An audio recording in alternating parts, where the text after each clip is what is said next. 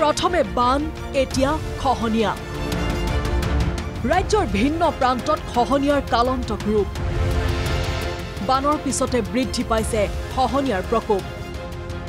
কোনোবাই যদি চকুলো টুকিছে আন কোনোবাই আকৌ ক্ষোভ উজাৰিছে চৰকাৰৰ বিৰুদ্ধে কাৰণ নিজৰ সপোনৰ ঘৰখন এৰি ঢাপলি মেলিবলগীয়া হৈছে নিৰাপদ স্থানলৈ দৃশ্য 1 বঙাইগাঁৱৰ মালেগড় তিনিকুণীয়া গোবিন্দপুৰৰ যি দৃশ্য দেখিলে আপুনিও অনুভৱ কৰিব নৈপৰীয়া লোকৰ দুখ দুৰ্দশা সপোনৰ ঘৰখন এইদৰে নদীৰ বুকুত যা গৈছে তেওঁলোকৰ দিগবিদিগ হেৰুৱাইছে নৈপৰীয়াসকলে কলৈ যাব কি খাব এইসকল নৈপৰীয়াই প্ৰত্যেক বছৰে নদীৰ বুকুত যা যায় হাজাৰ হাজাৰ বিঘা কৃষিভূমি হা সম্পত্তি কোনোৱে যদি পথৰ দাঁতিতে বাস কৰিছে আন কোনোৱে আকৌ নৈৰ পাৰৰ অন্য স্থানতে দুৰ্বিষহ জীৱন কটাইছে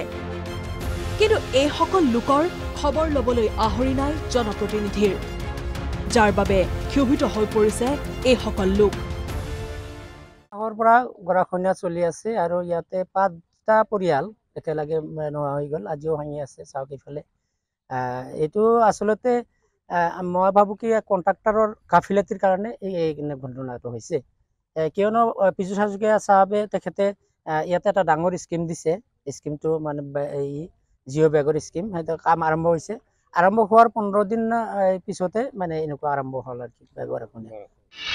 দৃশ্য 2 জলেশ্বৰৰ মধুপুৰত ব্ৰহ্মপুত্ৰৰ বুকুত চপৰা চপৰে খহিছে গৰা বিগত এমাহ জুৰি অঞ্চলটোত গৰা খহনীয়াৰ ভয়ংকৰ ৰূপ খহনীয়াৰ কবলত বিলীন হ'বলৈ ধৰিছে গাঁওখন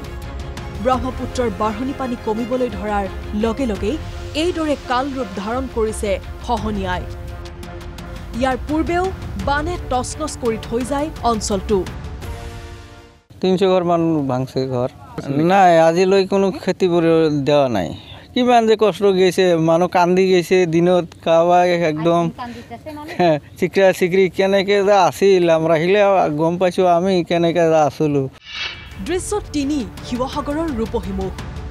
ৰূপহীমুখত খহনীয়া ৰোধৰ বাবে ব্ৰহ্মপুত্ৰত পূজা অৰ্চনা আই মাতৃসকলৰ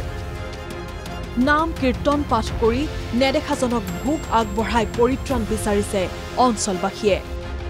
ব্যুৰো ৰিপৰ্ট NKTV+